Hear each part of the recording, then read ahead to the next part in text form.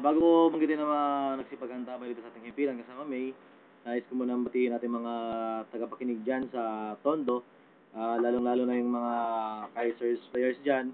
At syempre, ang aking asawa na si Arlene Quinto, pati sila Mercy, si Emma, si Russell, si Samantha, at si Baste.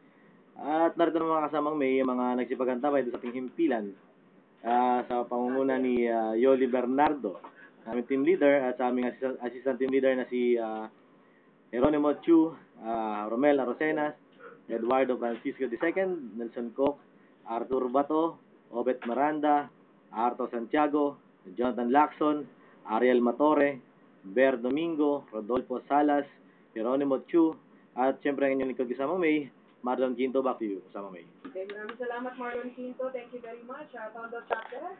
And of course, kanina sa Grupo 13, maraming salamat.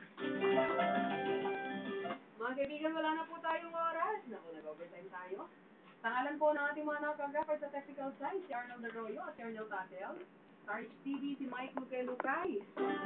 Maraming salamat, Chris Capulso. At kay Ana Marie Gonzalez, thank you very much. Nangalan pa rin po ng buong pwersa ng DZRH Operation Tulong. Ako pa rin po yung lingkod, May Binauhan.